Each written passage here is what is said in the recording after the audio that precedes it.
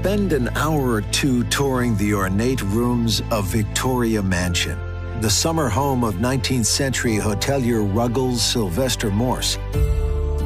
In 1940, this Italianate brownstone was almost demolished to make way for a gas station. Thankfully, common sense prevailed, and the historic home and most of its original interiors were saved.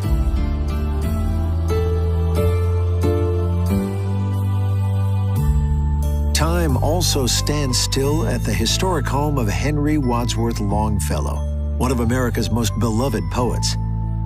See the hobby horse young Henry rode into imaginary worlds, and the desk where the poet honed his lines, many inspired by the woodlands and wharves of Portland.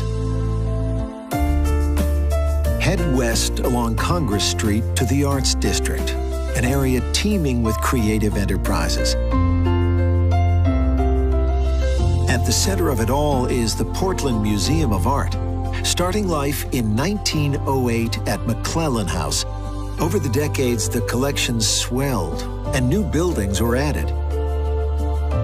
Just like Longfellow, many of the artists whose works are featured here were inspired by Portland's coastline, including one of the giants of American art, Winslow Homer.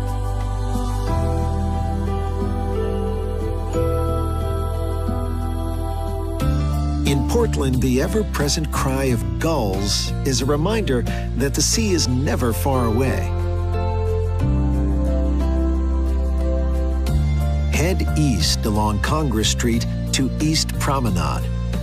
Visionary parklands that have provided Portlanders with a place to stretch their legs and take in the Atlantic breezes since 1836.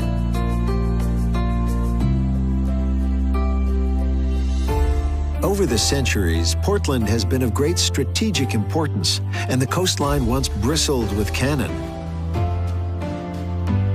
Cross the mouth of the Fore River to South Portland and peer through the gun ports of historic Fort Preble, which saw service from the Civil War right up until the 1950s.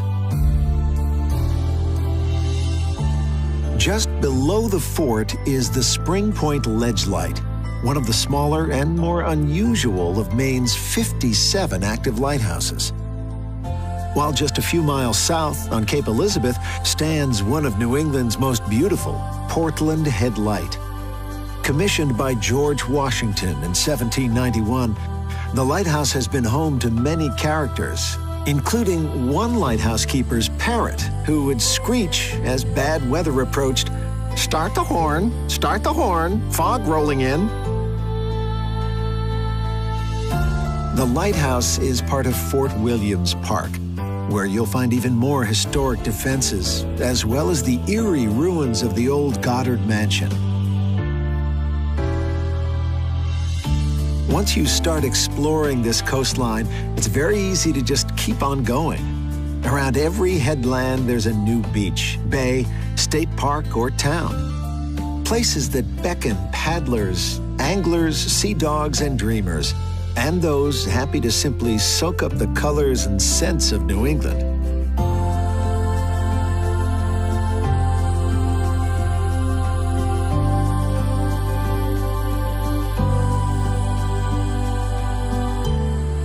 Seven miles south of Portland is Scarborough, where families have been returning to sleepy havens like Higgins Beach for generations.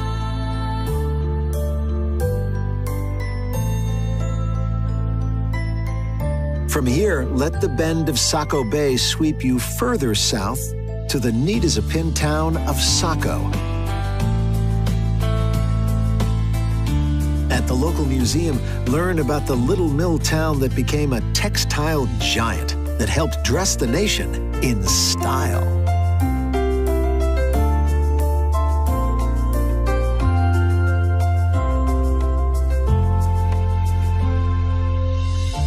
Right at Saco's front door is Ferry Beach State Park, 100 acres of trails, tupelo trees, and time-stopping vistas.